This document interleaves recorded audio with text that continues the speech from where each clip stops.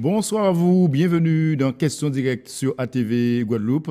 Notre invité ce soir, Samuel Casomont, directeur de l'école de prévention et de civisme. Bonsoir. Bien, bonsoir. Vous avez beaucoup travaillé avant les assises de Guadeloupe. Quelle est la contribution justement de votre école de prévention et de civisme?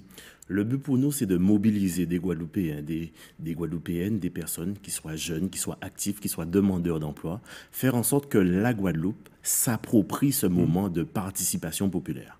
Alors, tout simplement. Alors, les assises ont débuté, on le sait, avec les élus, au groupement des élus, les associations, les organismes, justement, doivent s'approprier cet événement. Oui, bien sûr. Actuellement, tous les regards sont rivés sur la problématique des emplois aidés Oui. et c'est normal. C'est normal. Mais au-delà de ce problème, au-delà de cette difficulté, Oui. nous devons penser la Guadeloupe de demain. Il y a d'autres sujets, d'autres dossiers à défendre. Mais bien sûr, Oui. sinon on risque de Lesquels? nous dire, ben écoutez, on vous a demandé de votre avis et vous n'étiez pas au rendez-vous. Quelles sont les remontées que vous avez pu justement avoir justement en interrogeant les jeunes, les moins jeunes, un peu tous les Guadeloupéens? Alors on va être direct, cash, il y a une grosse défiance. Les gens n'y croient plus. On peut le comprendre, il y a eu les États généraux, il y a eu le projet Guadeloupéenne Société. Les gens n'y croient plus. Sauf que le but pour moi et avec l'équipe qui m'entoure, c'est de mobiliser ces personnes qui ont encore un brin d'espoir. Ouais. Très souvent, ce sont des jeunes qui ont une forme de maturité d'esprit, qui ont cette notion de responsabilité. Et je leur dis, ben, et si on travaillait ensemble, quels que soient nos... Mais travailler ensemble avec quel objectif? Pour aller où? C'est quoi la feuille de route? La feuille de route, c'est ce qu'on pourrait appeler la politique des résultats. Ouais. Faire en sorte que sur la jeunesse, sur la prévention des risques naturels, sur l'agriculture locale, enfin sur le développement local et durable, qu'on puisse proposer des choses, qu'on puisse être force de proposition. Ouais. Vous savez, on a parlé tout à l'heure des contrats aidés. OK, on peut être contre. On peut être contre ce qui se fait actuellement, ou du moins ce qui s'est fait.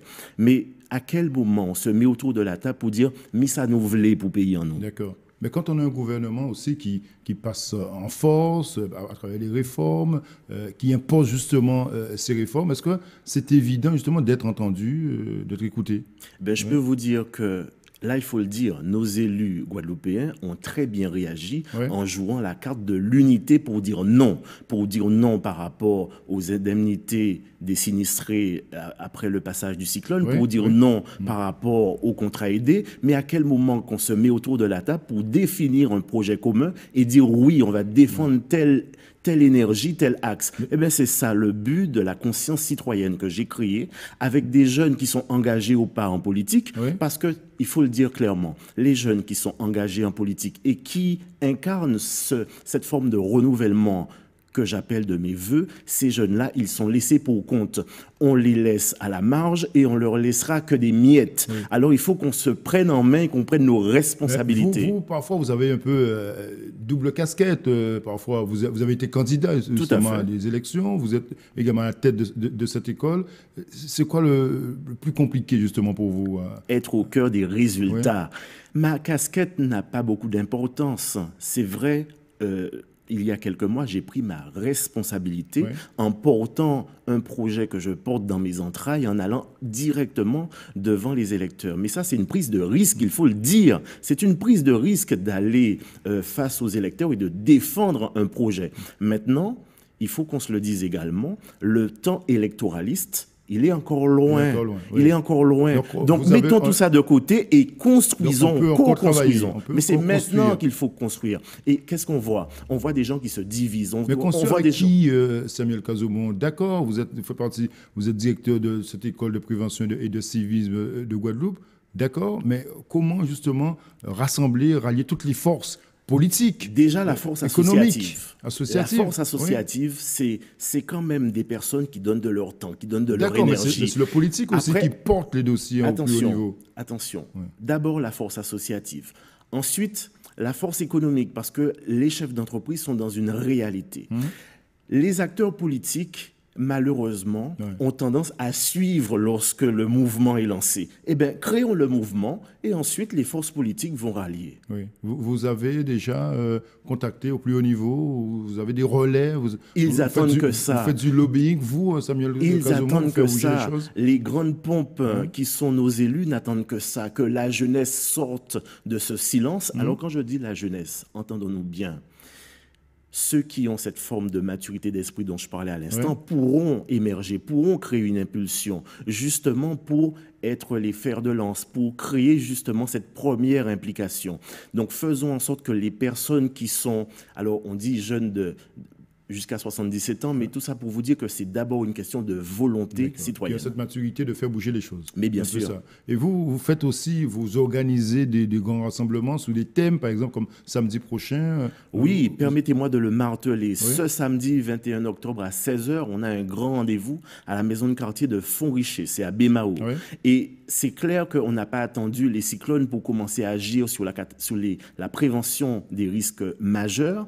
Tout ça pour vous dire qu'avec le conseil régional, avec la ville de Bémao, avec Cap Excellence, on a créé une réserve communale de sécurité civile. Donc le but, c'est d'aller plus loin, de faire en sorte que maintenant qu'il y a une pression médiatique sur les risques naturels, qu'on puisse créer la mobilisation citoyenne. Et avec un objectif aussi pour vous, on revient à la politique, vous comptez vous engager dans la politique à Bémao, dans votre ville? Mais écoutez, moi je suis déjà engagé. Il n'y a pas de secret là-dessus. J'ai déjà pris mes risques. Vous serez candidat en 2020 au municipal? Non, attendons. On peut l'annoncer? Non, c'est trop. C'est trop tôt? Non, c'est trop tôt et ce serait incongru. Ne mélangeons pas les gens parce que justement, c'est ça qui crée la zizanie. Actuellement, je vous l'ai dit, on est dans le temps de l'action, dans le temps des résultats.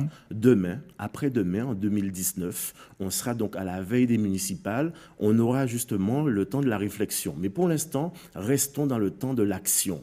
Et puis, c'est clair, j'ai déjà montré que quand il faut monter au créneau sur le plan politique, j'y vais. Je prends mes responsabilités, je prends mes risques, quitte à prendre quelques coups de bâton par la suite. Mais il n'y a pas de souci. J'ai les épaules suffisamment larges. Pour l'instant, vous jouez aux rassembleurs. Ah, tout à fait.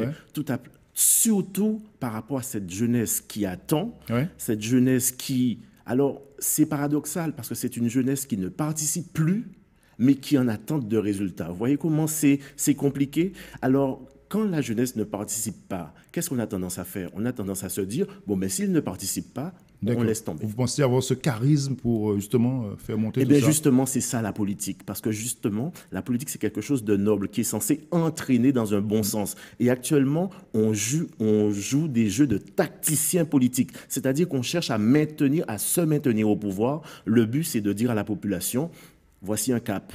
Merci beaucoup, Samuel Kazomo. Merci à vous et rendez-vous samedi 21 octobre à Bémao Fontricher. Parfait, rendez-vous est pris, bien sûr, ATV sera présent. Merci à vous de nous avoir suivis ce soir dans Questions directes. Bonne soirée à vous, à demain.